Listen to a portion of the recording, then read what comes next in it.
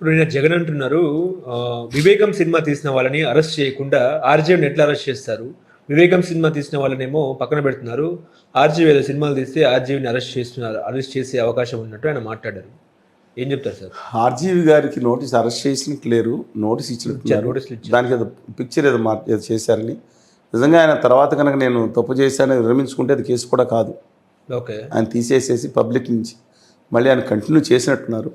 కానీ ఒకటండి, ఎంత దారుణంగా దుర్మార్గంగా మమ్మల్ని కూడా జగన్మోహన్ రెడ్డి గారి హయాంలో ఎంత దారుణంగా మమ్మల్ని ట్రోల్ చేశారో తెలీదా? జగన్మోహన్ రెడ్డి గారి పార్టీలో వాళ్ళు జగన్మోహన్ రెడ్డి గారు గమనించలేదా? అలాగే మేము కేసు పెట్టాం, కనపడలేదు జగన్మోహన్ రెడ్డి గారు మీకు. 2020 జనవరి 17 తారీఖున పాలకొల్లు స్టేషన్లో కేసు పెట్టి నన్ను చంపుతానన్నారు. ఏమి చేయను పాపం, ఏం మాట్లాడాను? మేము మన హక్కుల గురించి మాట్లాడితే ఎంత దారుణంగా అన్నారు. చాలా నికృష్టంగా కూడా పోస్టులు పెట్టి ట్రోల్ చేశారు, బూతులతో ట్రోల్ చేస్తున్నారు. అన్ని ఆధారాలతో నేను కాగితం ఇచ్చాను, మీ ఎస్పీ గారికి లేఖ రాశాను, మీ డీజీపీ గారికి లేఖ రాశాను. అప్పుడు హోంశాఖ మంత్రినిగా ఉన్న శ్రీమతి సుచరిత గారికి, మేకతోటి సుచరిత గారికి లేఖ రాశాను.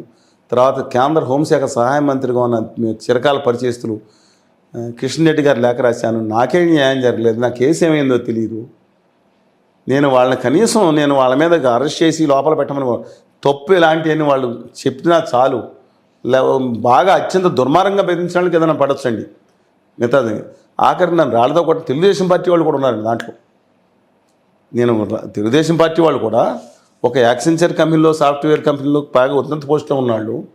వాళ్ళు నేను 2019 తర్వాత వచ్చి బయటకు వచ్చి చూపించలేదనే ఏమో కానీ ఎంత దుర్మార్గంగా ఇంకొకరితో లింక్ పెట్టినాను. నాకు ఉండవల్లి గారికి లింక్ ఏంటండి, ముదగడ గారికి నాకు లింక్ ఏంటండి?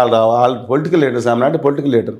మరి వాళ్ళు దుర్మార్గం చంద్రబాబు నాయుడు గారు అడిగేయాల్సింది. చంద్రబాబు నాయుడు గారు నాతో 2018 ఏం మాట్లాడారో ఆయనతో కూడా మాట్లాడే కామన్ సెన్స్ కూడా లేదన్నమాట వీళ్ళకి.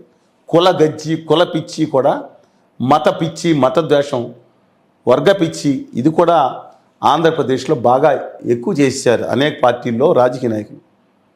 అనేక పార్టీలను ఒకళ్ళని అంటలేదు. ఇది కూడా దుర్మార్గంగా పరిగణించింది ఆ ప్రాంత అభివృద్ధికి. అభిమానం ఉండటం పర్వాలేదండి, ఈ పిచ్చి ఏంటండి, ఈ ద్వేషం ఏంటండి, సైకో ఫ్యాన్సీ ఏంటండి?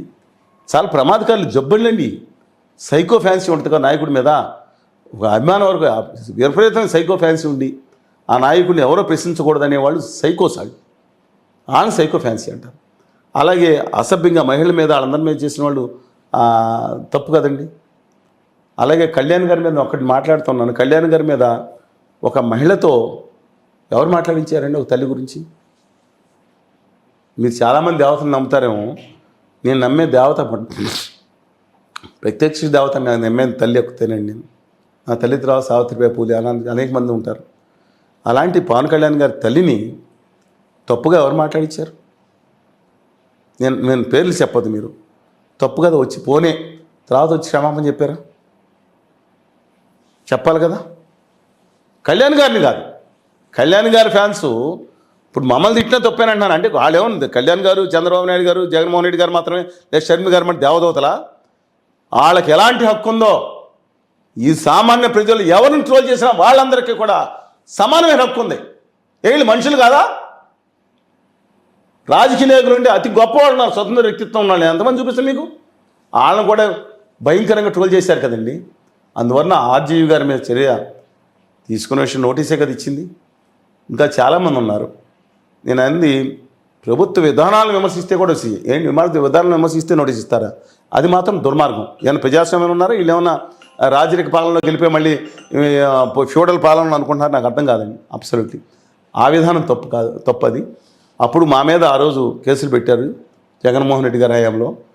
అమరావతి రైతులు విషయంలో మా మీద కూడా కేసులు ఉన్నాయి, మిగతా కూడా కేసులు ఉన్నాయి. సరే, ఈ ప్రభుత్వం కూడా అమరావతి రైతుల మీద కూడా ఇంతవరకు కేసులు ఎత్తలేదంట. చాలామంది మీద ఉన్నాయి. మరి ఏం చేస్తున్నారు?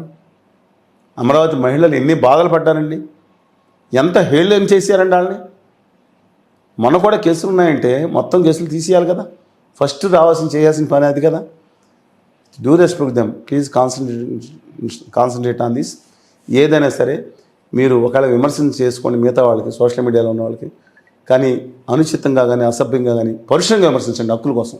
వీళ్ళిపోయిన హక్కుల కోసం మాట్లాడాల, వీళ్ళ నాయకుల కోసం. ఆంధ్రప్రదేశ్కి అన్యాయం జరుగుతుంది, మోసం జరుగుతుందంటే ఏదో ఆవేశంతో మాట్లాడితే అర్థం చేసుకోవచ్చు. కాదంట, వీళ్ళ నాయకుడి కోసం పక్క నాయకుడిని వాళ్ళ కుటుంబాన్ని తిడతాం. ఎంత తప్పండి అది. అసెంబ్లీలో పాపం ఆ రోజు మాజీ ముఖ్యమంత్రి గారు ఏమన్నారు, ఇజ్ నాట్ కరెక్ట్ కాదు, ఇండైరెక్ట్గా మాట్లాడే అసెంబ్లీకి ఇమ్యూనిటీ ఉంటుందండి. ఉండొచ్చు, సామాన్యులు కూడా హక్కులు ఉంటాయి, గుర్తుంచుకోమని చెప్తున్నాను. ఇప్పటి నుంచి కూడా ఇంకోటి కూడా చెప్తున్నాను, దయచేసి ఇదే సమయంలో సోషల్ మీడియాలో కూడా ఫోన్ చేసి అధికార పార్టీ వారు మాలాంటి వాళ్ళని స్వతంత్ర అభ్యర్థులు చెప్పవద్దని చెప్పే మీ పరిస్థితి వచ్చిందని నేను వింటున్నాను. అలాంటి పరిస్థితి మీరు దయచేసి చేయొద్దని మిమ్మల్ని రిక్వెస్ట్ చేస్తున్నాను. గత 10-15 సంవత్సరాలు ఈ పరిస్థితి లేదండి. మీరు ఆలోచించుకోండి. ఏ రోజు కూడా మీరు తిట్టిన వాళ్ళని, మీ కుటుంబాలని, మీ ఫ్యామిలీలో లేడీస్ని తిట్టిన వాళ్ళని, అమరావతిని కులగజ్జి అన్న వాళ్ళని, ప్రజావేదిక కూలిపడితే కులగజ్జి కూలిపోయిందన్న వాళ్ళని నెత్తి మీద పెట్టుకుని పదవులు ఇచ్చుకున్నారు కదా మీరు. లాస్ట్ అవతరం తిట్టారు, అది మీ ఇష్టం, I don't want point out. కానీ ఏ రోజు కూడా మేము ఎవరిని తిట్టనమా, అంటే నా హక్కుల కోసం మేము మాట్లాడాను తప్పితే ఎవరిని అసభ్యంగా నచ్చింది మాట్లాడను. మమ్మల్ని బ్యాన్ చేసి ఏం సాధిస్తారండి గౌరవనీయులారా? ఏం సాధిస్తారు మీరు? మమ్మల్ని టీవీలో 95% మేజర్ టీవీలో బ్యాన్ చేసి ఏం సాధిస్తారు? మారండి, నేను ఇప్పుడు కూడా తప్పు అన్నాను.